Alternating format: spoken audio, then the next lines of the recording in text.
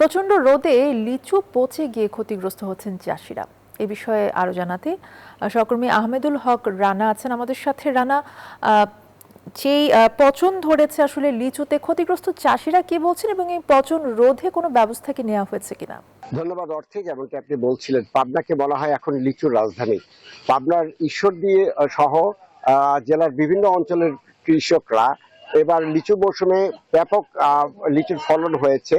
তারা তাদের আবাদের প্রথম থেকেই গাছের পরিচর্যা সহ বিভিন্ন রকমের ব্যবস্থা নেওয়ায় প্রচন্ড ভালো ফলন হয়েছে। কৃষি বিভাগ থেকে আমাকে যেটা জানানো হয়েছে যে এবার তারা 35,000 মেট্রিক টন লিচুর আবাদের লক্ষ্যমাত্রা নিয়েছিলেন। সেই অনুসারে ফলন ভালো হয়, তারা আশা করছেন যে 50,000 মেট্রিক টন লিচু ছাড়িয়ে যাবে এবং পাবনা থেকেই প্রায় 800 কোটি টাকার লিচুর বাণিজ্য হবে বলে তারা আশা প্রকাশ করেছিলেন।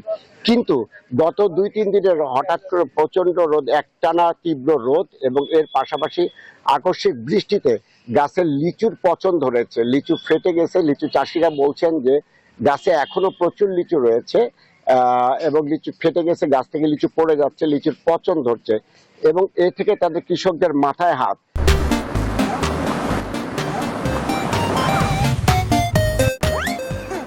এখন পাবনার ঈশ্বরদীতে প্রচন্ড বৃষ্টি হচ্ছে। বৃষ্টির মধ্যেও কৃষকরা তাদের গাছ থেকে লিচু পেড়ে নিচ্ছেন এবং যে যারা ভাবছেন যে বাকি যেটুকু লিচু অবশিষ্ট আছে সেটুকু তারা ভাঙার জন্য এই বৃষ্টির মধ্যে তারা মাঠে কাজ করছেন।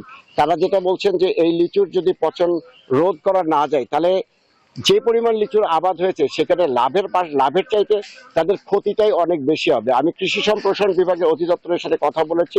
তারা যেটা জানিয়েছেন যে কৃষকদের এই দুর্ভোগের কথা তারা জেনেছেন। তারা লিচুর এই পচন রোধে কোনো ব্যবস্থা নেওয়া যায় কিনা তারা ব্যবস্থা নেবেন বলে তারা আশা করছেন। পাবনার ঈশ্বরদী লিচু বাগান থেকে এই ছিল আমার কাছে সর্বশেষ। ফিরে যাচ্ছি স্টুডিওতে। অর্থী।